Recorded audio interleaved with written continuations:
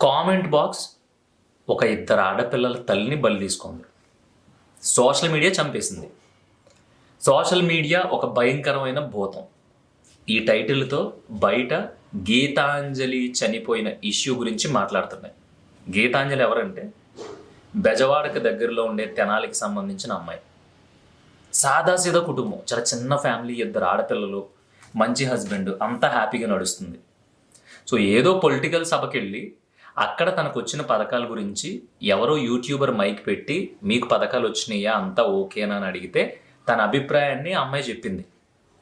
అలా చెప్పిన video social మీడియాలోకి ఎక్కి అధికారాలు, ప్రతిపక్షాలు ఇవన్నీ కలిపి మొత్తం గజిబిచ్చేసేసి ఎవరిష్టం వచ్చిన వాళ్ళు ట్రోల్ చేసి ఎవరికి నచ్చినట్టు వాళ్ళ పోర్టల్లో వీడియోలు పెట్టుకుని నువ్వు పెయిడ్ ఆర్టిస్ట్ అని కొంతమంది, లేదంటే కావాలని చెప్పావని కొంతమంది, రకరకాలుగా దాన్ని పాలిటిక్స్ చేసేసారు. ఆ అమ్మాయి ఏదైతే 4 ముక్కలు మాట్లాడిందో ఆ ముక్కల్ని పాలిటిక్స్ అన్ని పక్కన పెట్టేసాను, అది వేస్ట్ థింగ్. కానీ ఇక్కడ మనం మాట్లాడుకోబోయేది ఏంటంటే, ఎప్పుడైతే ఆ అమ్మాయి తనకుండే అభిప్రాయాన్ని ఒక మైకే కదా, ఎవరో అడిగారు కదా అని ఆ సంతోషంలో చెప్పేసి అక్కడి నుంచి వెళ్ళిపోయిన తర్వాత వీడియో ఎక్కడెక్కడికో వెళ్ళిపోయి వైరల్ అయిపోయి మొత్తం దాని మీద కామెంట్స్, రకరకాల బూతులు, రకరకాల ఇది అది మొత్తం అయిపోయి నిజంగా ఆ అమ్మాయిని రోడ్డుని పడేసి ఒకళ్ళు ఒక అభిప్రాయాన్ని చెప్పే స్వేచ్ఛ మన స్వతంత్ర భారతదేశంలో ఇంకా రాలేదు. ఫస్ట్ ఆఫ్ ఆల్ ఇది గుర్తుపెట్టుకోండి. ఎందుకంటే ఒకవేళ ఆ స్వేచ్ఛ నీకు కావాలి అనుకుంటే కనుక నువ్వు దేనికైనా సిద్ధపడి ఉండాలి. ఎస్పెషల్గా సోషల్ మీడియా ప్లాట్ఫామ్ గురించి మనం మాట్లాడుకున్నట్టయితే ఇది ఒక రంగస్థలం లాంటిది. ఈ రంగస్థలానికి ఒక్కసారి నువ్వు ఎక్కిన తర్వాత కొంతమంది క్లాప్స్ కొడతారు, కొంతమంది రాళ్ళు ఇసురుతారు, కొంతమంది కోడిగుడ్లు ఇసురుతారు, కొంతమంది టమాటాలు ఇసురుతారు, కొంతమంది పేడ తీసుకుని కొడతారు, నీ క్యారెక్టర్ బ్యాడ్ చేస్తారు.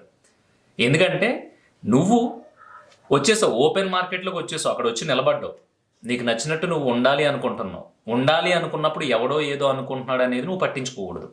ఎందుకంటే ఒకసారి నువ్వు ఒక వీడియో పోస్ట్ చేసినా నీకు సంబంధించింది, నీ ఫోటో పోస్ట్ చేసినా ఆ పోస్ట్ ఎక్కడికి వెళ్తుంది, ఆ ఫోటో ఎవడు ఉపయోగిస్తున్నాడు, మార్ఫింగ్ చేస్తున్నాడా, ఎక్కడ పెడుతున్నాడు, ఎక్కడైనా అప్లోడ్ చేస్తున్నారా, లేదంటే మన గురించి ఏమన్నా వల్గర్గా పోర్ట్రేట్ చేస్తున్నారా అనేది మనకి తెలీదు. దాన్ని మనం ఆపలేం.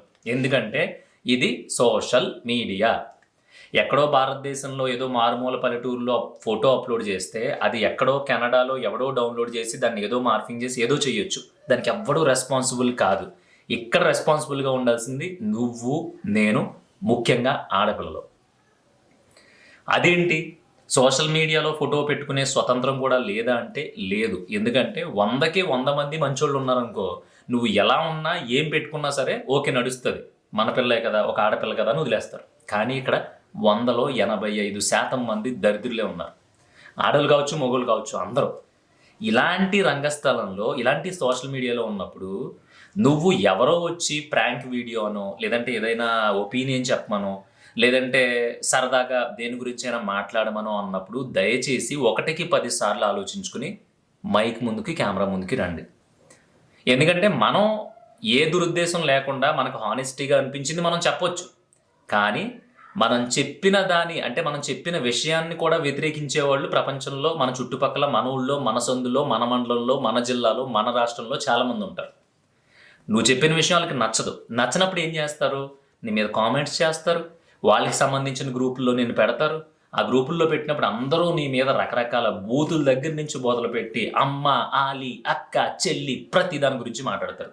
ఎందుకంటే వాళ్ళకి తెలియని విషయం ఏంటంటే ఈ ఇష్యూ వల్ల, ఇలా కామెంట్లు చేయడం వల్ల, ఇలా పోస్టులు చేయడం వల్ల ఈ కామెంట్ పెట్టేవాడికి కానీ పోస్ట్ చేసేవాడు కానీ రూపాయి పాల ఉపయోగం ఉండదు. అదంతా ఏంటంటే ఒక గజ్జి. ఆ గజ్జి ఒకసారి పట్టుకున్న తర్వాత గోకేసుకుంటూ ఉంటారు. అందుకే స్పెషల్గా ఎలక్షన్స్ వస్తున్నాయి.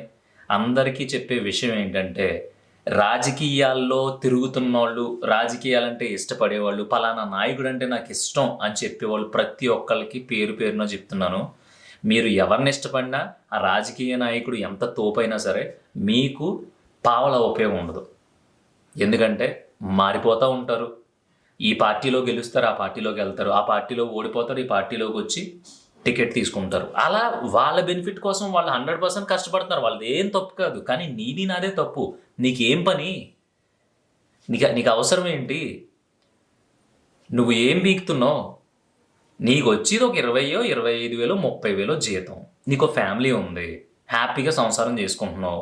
ఎన్ని కష్టాలు వచ్చినా సరే ఒక లోన్ కావాల్సి వస్తే నీ పెళ్ళం మెళ్ళో తాళో, లేదంటే నీ కొడుకు మెళ్ళో చైనో, లేదంటే నీ చేతికున్న ఉంగరమో తాకట్టు పెట్టుకుని నీ కష్టాన్ని తీర్చుకుంటున్నావు తప్ప, ఏ పొలిటీషియన్ దగ్గర నువ్వు ఏదో జెండాలు పట్టుకుని తిరిగేసారి దగ్గరికి వెళ్ళి, సార్ నాకు ఇలా ఇబ్బంది ఉంది, ఒక 25,000 ఉంటే అడ్జస్ట్ చేయండి మీకు ఇస్తానంటే ఎప్పుడైనా నీకు అది ఇస్తాడా? ఎవ్వడో. పోనీ ఏదైనా ఒక బెనిఫిట్ వచ్చినప్పుడు టక్కుమని ఫస్ట్ నీ పేరు గుర్తు వస్తుందా అంటే రాదు. ఎందుకంటే నువ్వు జెండా మోసేవాడు మాత్రమే. ఆ జెండాకి పై స్థాయిలో చాలామంది ఉంటారు, చాలా పలుకుబడి ఉన్న వాళ్ళు ఉంటారు, చాలా ఆస్తి ఉన్న వాళ్ళు, చాలా కాంట్రాక్టులు చేసేవాళ్ళు ఉంటారు. వాళ్ళందరినీ కాదని ఆఫ్టర్ ఆల్ ఒక సందు చివరు ఉండే 2 ఫ్యామిలీ నీది మీ ఆవిడ ఓటు, మహా అయితే మీ అమ్మ నాన్న, మీ 4 ఓట్లు ఉన్న కొంపాడికి ఎలా గుర్తొస్తుంది? నువ్వెలా గుర్తొస్తావు? ఎలా ఉన్నారా, బాగుంది ఈ మధ్యన, మనమే నెక్స్ట్ వచ్చింది అనొచ్చు. అన్నంత మాత్రం నువ్వు పొంగిపోకూడదు. ఎందుకంటే ఆడు వస్తాడు, ఆడు తింటాడు, ఆడు మళ్ళీ నచ్చకపోతే వేరే పార్టీలోకి వెళ్ళిపోయి అక్కడ కొంత రెమ్యునరేషన్ తీసుకుని హ్యాపీగా పార్టీలో కలిసిపోతాడు. మరి నువ్వు ఒక్కసారి ఒక జెండా పట్టుకున్న తర్వాత వేరే పార్టీ జెండా నువ్వు పట్టుకో. ఎందుకంటే నీకు ఆత్మాభిమానం ఉంది, నువ్వు మిడిల్ క్లాస్ వాడు, నీకు నచ్చినోడికి ఓటేసుకో. పోలింగ్ బూత్లోకి వెళ్ళిన తర్వాత నువ్వే కింగ్, అక్కడ వరకు బిహేవ్ చేయ చాలు. అంతేగాని జెండాలు మోసేసి ట్రోలింగ్లు చేసేసి ఎవడి బాధకో కారణం అయ్యావు అనుకో, ఆ కర్మ అంతా నువ్వు మూట కట్టుకోవాల్సి వస్తుంది. ఇప్పుడు చనిపోయిన గీతాంజలి అనే అమ్మాయి ఎవరి పార్టీ, ఎందుకు మాట్లాడింది, డబ్బులు తీసుకుని మాట్లాడిందా, లేదంటే ఆమెకి నిజంగా బెనిఫిట్స్ వచ్చినాయా, ఎందుకు మాట్లాడింది అనేది పక్కన పెట్టేస్తే ఒక అమ్మాయి మాట్లాడింది. ఆ అమ్మాయి మాట్లాడినందుకు అమ్మ ఆలి అక్క చెల్లి అని తిట్టుకుంటూ పోయి ఇష్టం వచ్చినట్టు కామెంట్ బాక్స్లో ఫ్రీ కదా అని చెప్పేసి టక్క నొక్కేసి ఇంత కామెంట్లు పెట్టేసి రోడ్డుకు లాగేశారు. ఇప్పుడు ఆ అమ్మాయి చనిపోయింది, ఎలా చనిపోయిందని పక్కన పెట్టేసి ఒకళ్ళ హత్య అంటున్నారు, ఒకళ్ళ ఆత్మహత్య అంటున్నారు, ఒకళ్ళేమో రైల్వే ట్రాక్ని తోసేశారు అంటున్నారు. ఏదైనా కానీ ఒక ఇద్దరు ఆడపిల్లల తల్లి చచ్చిపోయింది. సో ఆ 2 ఆడపిల్లలు ఎదిగి నాకు ఆ తల్లి లేదని బాధపడిన ప్రతిసారి ఎవడైతే కామెంట్ పెట్టి ట్రోల్ చేశాడో, ఎవడైతే ఆ వీడియోను వైరల్ చేయడానికి కారణమయ్యాడో, అలా ప్రతి ఒక్కడో బాధే కదా, అరే మనం ఇలా కామెంట్ పెట్టేసాం అనవసరంగా, అప్పుడు పెట్టకుండా ఉండాల్సింది అనేది. నిజంగా ఈరోజు కామెంట్ పెట్టిన ప్రతి ఒక్కళ్ళు కూడా బాధపడే ఉంటారు, కానీ ఉపయోగం లేదు. ఎందుకు? ఏదైనా ఒక కంటెంట్ చూసినప్పుడు, ఏదైనా ఒక విషయాన్ని చూసినప్పుడు సోషల్ మీడియాలో మనకి ఇష్టం వచ్చింది, మనకు నోరు ఉంది కదా, బొక్కలే మనం ఎక్కడి నుంచో కామెంట్ పెడుతున్నాం, మనల్ని ఎవడు పట్టుకుంటాడులే అనే ఉద్దేశంతో ఎప్పుడైనా కామెంట్ చేస్తే, రేపొద్దున్న అదే పరిస్థితి నీకు వస్తే, మిగతా 10 మంది కూడా అలాగే చేస్తే ఎలా ఉంటుందో ఒకసారి ఊహించుకో.